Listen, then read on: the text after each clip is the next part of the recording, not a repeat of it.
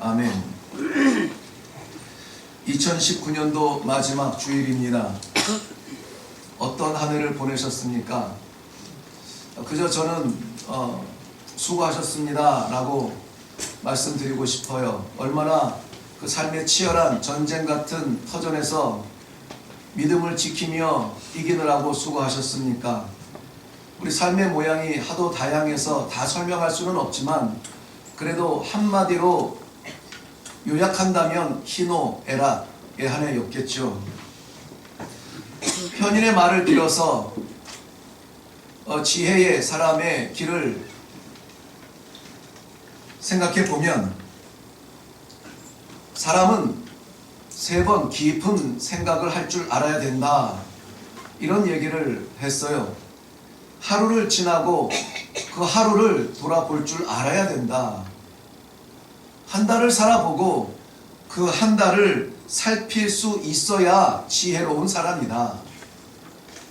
1년을 살아보고 그 1년을 살필 수 있어야 진정한 사람이라고 말하고 있습니다.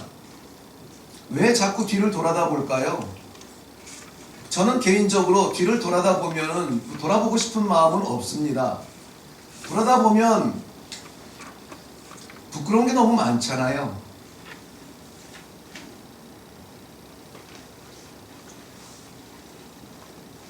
그렇지만 한 해의 마지막 주일을 하나님 앞에 예배로 드리면서 우리는 기어이라도 지난 한 해를 돌아다 보아야 됩니다. 후회하고 부끄러운 것을 드러내기 위한 돌아봄이 아니라 그렇게 뛰었음에도 불구하고 하나님 앞에 부족한 삶을 드렸으니 하나님 여기서 멈추지 아니하도록 새로운 나를 저희들에게 허락하여 주옵소서. 좀 더 나은 내일을 기대하는 마음으로 돌아보는 겁니다. 아, 그렇게 살았더니 부끄럽더라. 아, 그렇게 해서 잡은 줄 알았더니 쥔 것이 없더라. 그렇게 해서 올라간 줄 알았더니 허전하더라. 아버지가 계시지 않더라, 그 자리에. 그러니 이제 그렇게 살지 않고 하나님 말씀하여 주시는 대로 한번 살아보겠습니다. 좀 더 나은 삶을 위하여서 고민하는 마음으로 우리는 오늘 지난 한 해를 돌아보는 겁니다. 어떻게 보면은 살아온 자리는, 경험의 자리는 우리에게 익숙해질 수가 있습니다. 그래서 그 자리가 더 편해질 수도 있어요. 작은 예이겠지만은 이 아침에도 지난 한 주간 정말 애써서 살아오느라 애쓰고 지친 그 몸뚱아리, 오늘은 좀 늦잠 자고 싶은데 밤새 누웠던 내 자리가 익숙해지고 온기도 이제 적당하게 따뜻하게 데펴지고 좀 더 눕고 싶은데 우리는 박차고 일어나서 주님 전에 올라옵니다. 그 자리를 떠나야 이 자리에 오는 것이죠. 공부하는 학생들에게는 우리는 책상이 익숙해요. 공부하는 자리가 익숙해요. 그러면 어떻게 합니까? 더 있어야 되지 않을까요? 저는 다른 생각을 가지고 있습니다. 공부 열심히 하는 아이가 익숙한 책상 떠나고 싶지 않을지라도 저는 억지로라도 우리가 책상을 떠날 수 있는 기회를 주어야 된다고 생각을 해요. 그래야 공부벌레 안 됩니다. 그래야 공부 기계 안 돼요. 부족하지만 저는 참 좋은 경험을 했습니다. 제 오래전에 한번 말씀을 드린 것 같은데 저는 고등학교가 바로 옆에 법원이 있었습니다. 법원이 늘 궁금했어요. 그래서 고등학교 2학년 말부터 3학년 어중간한 기간까지 시도 때도 없이 법원에 가서 누구나 방청할 수 있는 그러한 재판 과정을 지켜볼 기회가 있었습니다.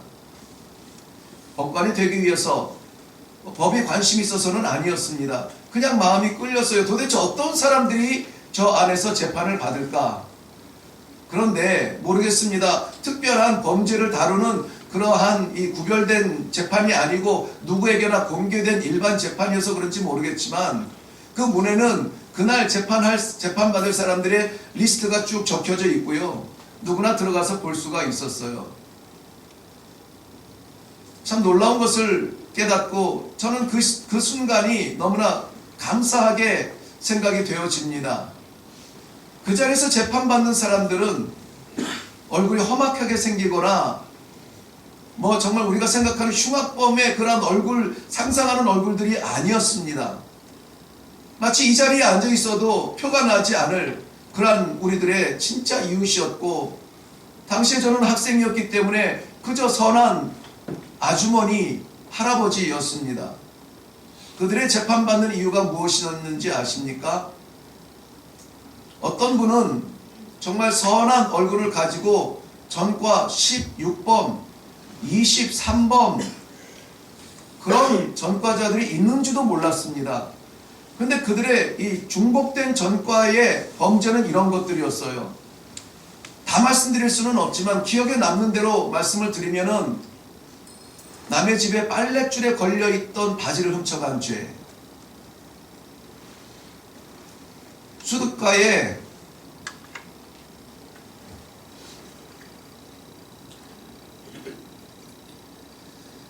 설거지하려고 내놓았던 냄비 훔쳐간 죄. 저는 어렸지만 그 생각이 들었습니다. 뭐 장엄하게 앉아있는 판사의 모습도 멋있고, 그 사건의 진의를 따지려고 설왕설래, 옳은 표현인지 모르겠습니다만은 서로 설전을 벌이는 검사와 변호사의 그러한 지혜도 보이지 않았고, 재판받는 우리의 이웃들이 보였어요. 저들이 그 바지 하나 훔쳐서 지금 23범의 범죄인이 되고, 씻지도 않은 냄비 훔쳐간 것, 그것 때문에 지금 이 재판을 받아야 한다면 왜 그렇게 우리는 내버려 뒀을까? 내가 피해 다닐 만큼 무섭게 생긴 사람도 아니고 그냥 늘상처럼 지나가는 사람들이었을 텐데 왜 그 자리를 그렇게 두었을까? 뭐 제가 특출나게 뭐 학구적인 열의가 있었던 것도 아니었지만은, 저는 그래서 재판관이 돼서 그들을 판단하는 자리에 있기보다는 저들이 바지를 훔치지 않아도 되도록 그들의 곁에서 도울 수 있는 그러한 삶은 무엇일까를 고민했던 그 고등학교의 시절이 저에게는 황금 같은, 그리고 지금까지 변함이 없는 인생의 방향이었습니다.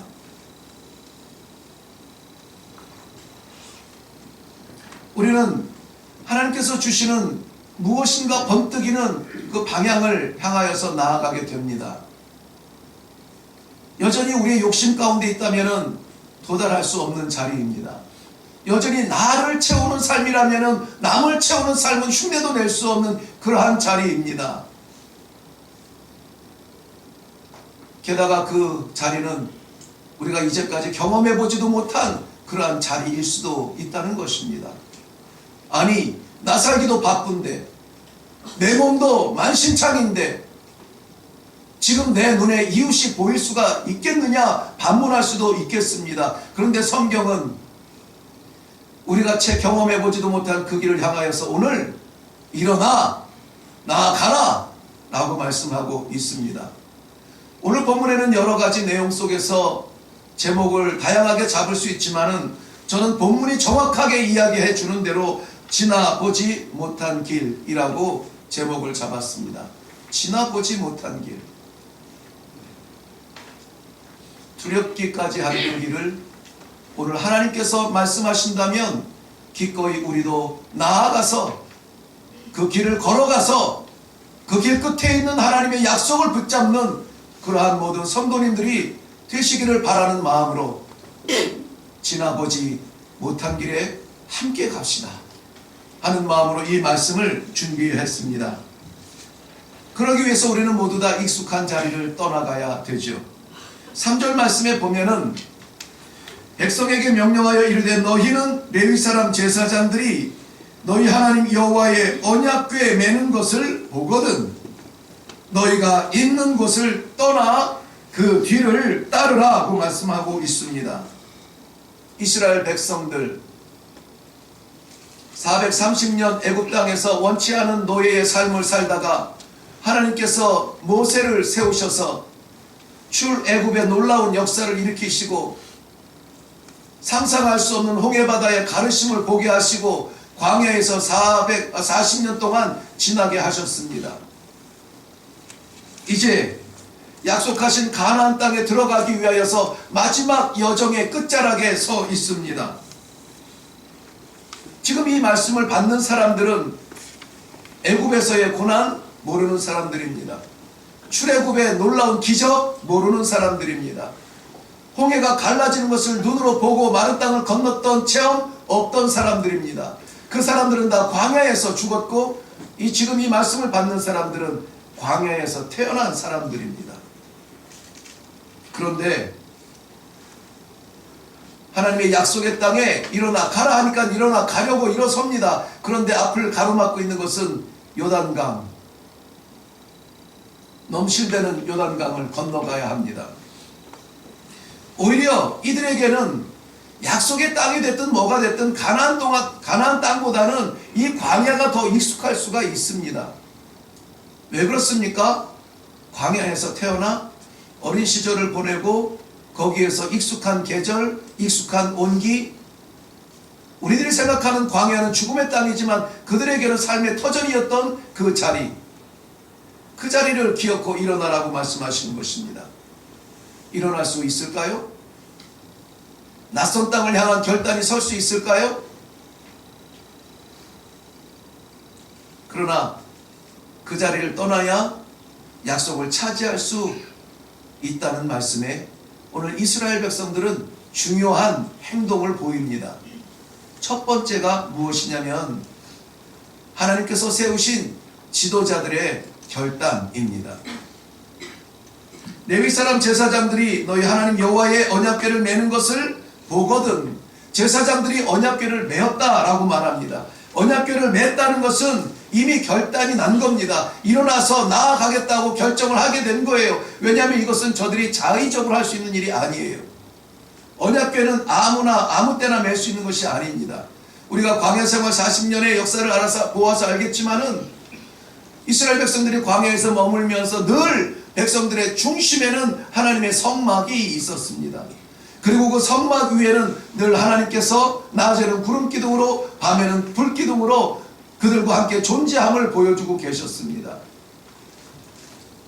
백성들은 사방에 흩어져서 성막 위에 있는 구름기둥을 바라보고 불기둥을 바라보면서 사인을 기다리던 사람들, 하나님께서 작정하시고 움직여야 되겠다 하면은 구름기둥이 떠올라서 움직이면은 백성들도 여지없이 짐을 싸고 텐트를 걷어서 그들을 따라가야 됩니다.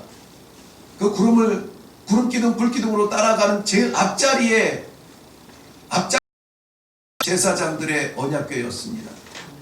구름기둥이 떠오를 때 제사장들은 얼른 이 언약궤, 법궤를 어깨에 메고 그 기둥을 따라가야 백성들이 그 뒤를 따라오게 되어 있어요. 그렇다면 오늘 이스라엘 백성들의 영적 지도자들인 이 제사장들이 언약궤를 어깨에 메었다라고 하는 것은 하나님이 결정하신 거예요. 하나님이 가겠다고 작정하신 거예요. 그리고 하나님이 일어나셨어요. 하나님이 움직이십니다. 그러니까는 제사장들도 언약궤를 얼른 어깨에 짊어매는 것입니다. 익숙해진 광야를 향한 광야의 백성들은 편하지만 하나님의 백성을 향한 그 뜻은 광야에 배회하는 백성이 아니었습니다. 약속의 땅에 들어가 하나님의 통치를 받는 하나님의 나라의 모형을 만드는 것이었습니다. 젖과 꿀이 흐르는 가나안 땅을 예비해 놓으시고 그곳으로 인도하시기를 원하셨습니다. 그리고는 일어나라 가자 라고 초청해 주시는 것입니다. 그 사인이 언약궤를 메는 것이죠. 그런데 그 거룩한 행렬에 요단강이 가로막고 있다. 장애가 있다는 겁니다. 그런데 이 요단강은 오늘 15절에 넘어가 보면은 곡식 거둘 때가 되면은 요단강이 그냥 강이 아니라 언덕을 넘실대는 넘치는 강물이 되어버린다는 것입니다. 강물이 더욱 넘쳐져서 이제는 그저 언덕까지 넘쳐서 차고 넘치는 그러한 강물이 되어 평소에는 말할 것도 없거니와 이때는 때가 아닌 거예요. 상식적으로는, 지식적으로는, 아니 계절적으로는 지금이 아닙니다. 아니에요. 갈 길이 아닙니다. 다른 방법을 찾아봐야 되고 다른 때를 기다려야 돼요. 그런데 하나님이 결정하시고 백성들의 지도자들의 결단이 일어섰던 것입니다. 신앙의 성숙은 자동적으로 오지 않습니다. 어느 순간 믿음 생활 하다 보면은 넘을 수 없는 숙제를 하나님께서 맡기세요. 그 경계를 넘는 선한 결단이 우리의 신앙을 성숙하게 만듭니다. 가만 앉아서 구경하고 왔다 갔다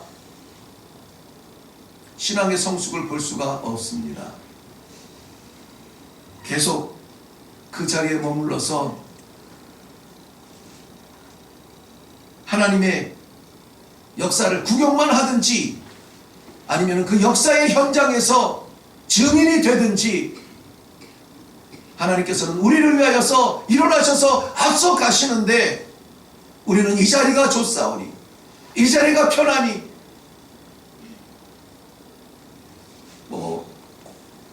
정설은 아닙니다만은 어떤 부흥사 목사님이 그런 얘기를 해서 저도 한 번쯤은 흉내를 내본 적이 있습니다. 얼마나 살기 좋은지. 제가 선교지로 떠나기 20여 년 전에는 분당이 천당 바로 밑에 동네라고 했는데 몇 년 있다 와보니까는 분당도 아니고 이제는 그 옆에 판교라는 동네, 수지라는 동네가 생겨서 또 물이 또 이쪽으로 흐르고 있더라고요. 이제 20여 년 지나서 이 수지라는 동네에 저도 살게 되었습니다만은 정말 좋아요. 없는 것이 없고 자랑대로 사통팔달 참 편하고 좋습니다. 그래서 어쩌면은 예수님의 재림이 좀 늦어졌으면 좋겠습니다. 기도하는 사람들도 있지 않겠어요? 우리 가운데는 없는 줄로 압니다. 보통 부흥 감사하는 분들이 그렇게 끝을 맺더라고요. 우리 가운데는 없습니다. 저 동네는 있더라고요. 그런데 왜 그 말씀을 했는지 이해가 됩니다. 그 자리에 있으면은 여기 이 자리에서는 성숙이 성장이 그 땅이 가까워 오지 않습니다. 결단하고 일어나야 된다는 것이에요. 에스더서를 보면은 전체적으로 나오는 이야기지만 우리가 기억하는 말씀은 에스더서 4장 16절 말씀이잖아요.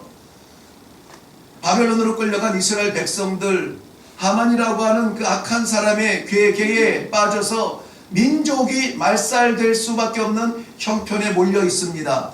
그럴 때 에스더는 온 백성들과 더불어서 3일의 금식을 마치고 부르지 아니하는 왕 앞에 나아가면서 이렇게 말하죠. 죽으면 죽으리이다. 왕 후에 내실이 더 편할 수 있지요. 거기에 있으면 보존은 될 수 있지요. 그런데 왜 이 에스더는 죽으면 죽으리다 죽음의 자리까지 나아갑니까? 그 일로 인하여서 죽이려 했던 하만은 장대에 매달리고 죽을 수밖에 없었던 이스라엘 백성들은 해방의 날 불임절의 시작을 맛보게 되는 축복이 있었습니다. 사랑하는 성도 여러분, 마음을 움직여서 우리가 먼저 하나님의 명령 앞에 순종하고자 하는 결단이 있어야 됩니다. 교회에서는 그래서 이레교회에 2020년도에 갈 길을 정하기 위하여 기도하고 계획을 세우고 이미 당회의 장로님들이 모여서 결정을 하고 어제는 우리 교역자들이 모여서 9시 반부터 4시가 넘었죠. 4시 한 10분까지 계속된 그런 마라톤 회의를 통해서 내년도에 우리가 섬길 방향을 기도 가운데 결정을 하고 결단을 내렸습니다. 너무나 많은 아쉬움의 2019년도이지만은 여기에 머물러 있을 수 없다. 이대로 만족할 수 없다. 하나님께서 갖고 계신 그의 백성들을 향한 꿈을 이루어드리기 위하여서 우리 다시 한번 일어나야 되겠다. 작정하고 결단했던 것입니다. 나 중심이 아니라 하나님 중심의 신앙으로 내가 할 수 있는 일이 아니라 하나님께서 하시고 싶은 일을 위하여서 우리가 쓰임받는 그러한 교회가 되어야 되겠다. 믿음이 있노라 말하지만 그 믿음이 화석이 되지 아니하고 우리 삶 가운데 실제가 되기 위하여서 우리가 섬길 수 있는 최선의 길을 찾아야 되겠다.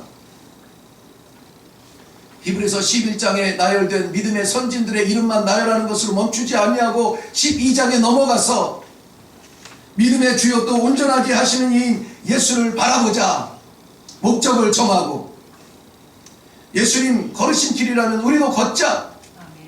예수님 행하신 일이라면 우리도 해보자. 예수님께서 낮아지셨으면 우리도 다 낮아져 보자. 예수님께서 불쌍히 여기셨으면 우리도 불쌍히 여겨보자. 예수님이 고치셨으면 우리도 고쳐보자. 우리 성도들이 지금 2명이 애를 쓰고 있는데 성도들이 다 아멘할 때까지 해보려고 하는데 뭐 시간이 많으시면은 뭐 한번 버텨보시고요.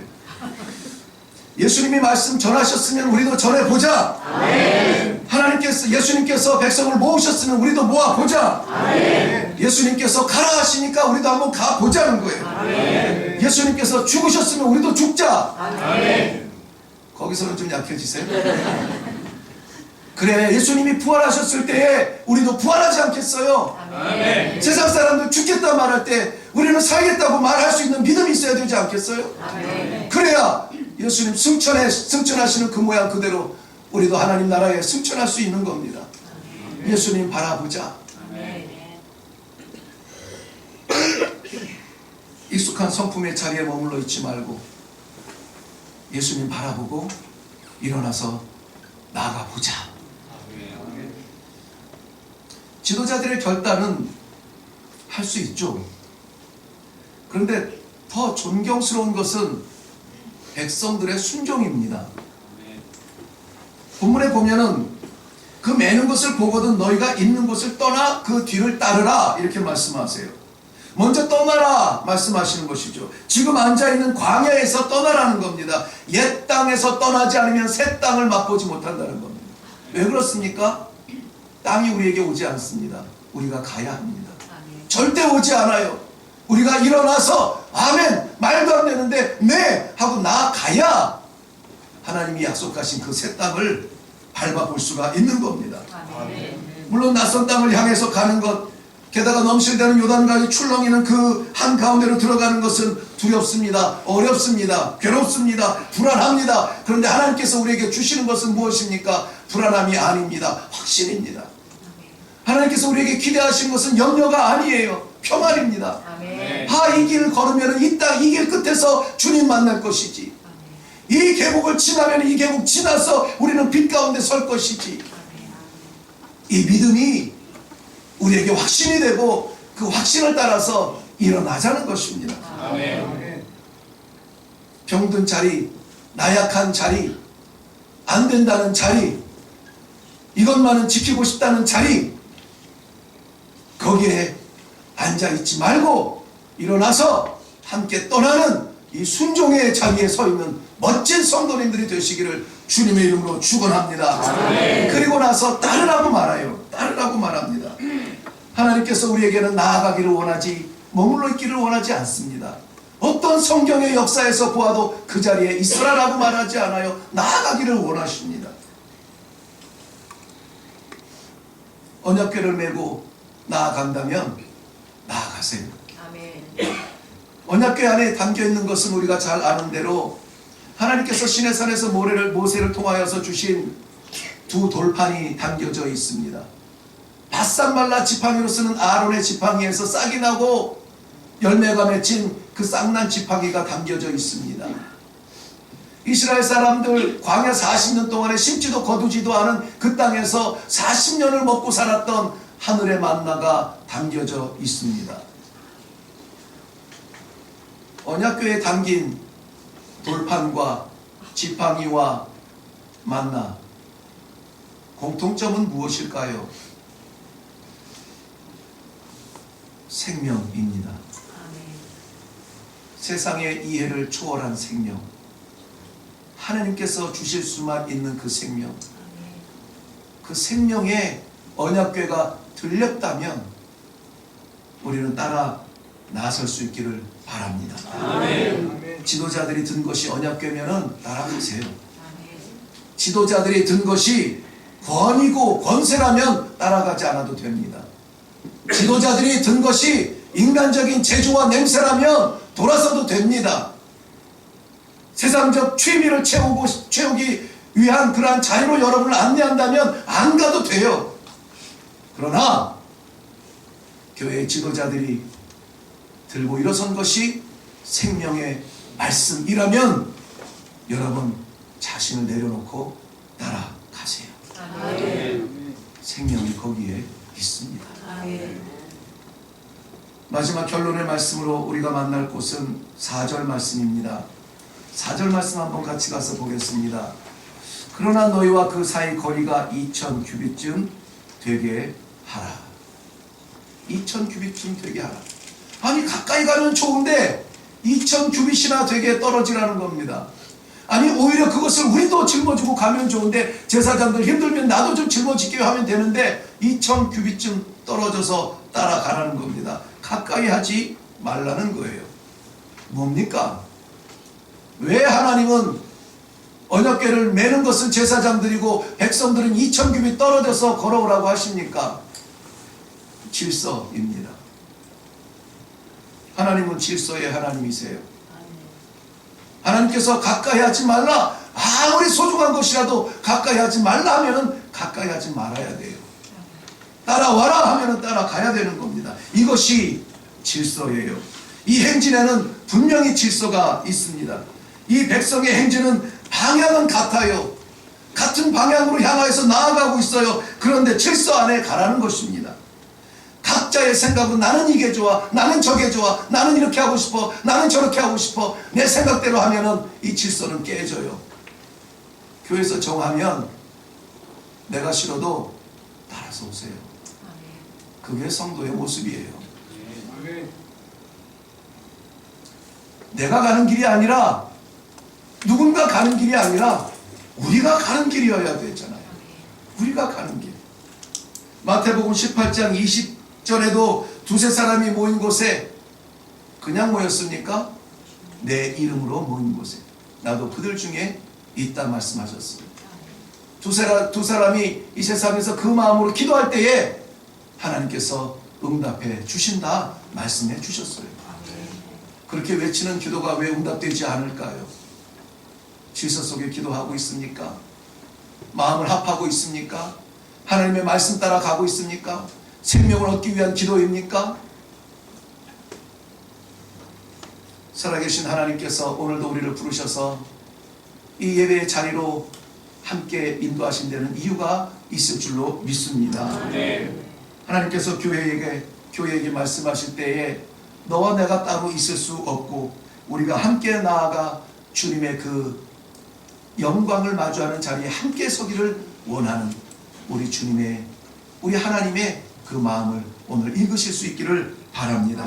인간적인 생각이나 마음으로 머뭇거리거나 주저하지 마시고 이레교회 모든 성도가 하나가 되고 한 마음이 되고 한 길 가서 약속의 그 땅 차지하며 같은 자리에서 함께 영광 마음껏 외칠 수 있는 그러한 성도들의 삶이 되도록 주님의 이름으로 축원합니다. 기도하겠습니다.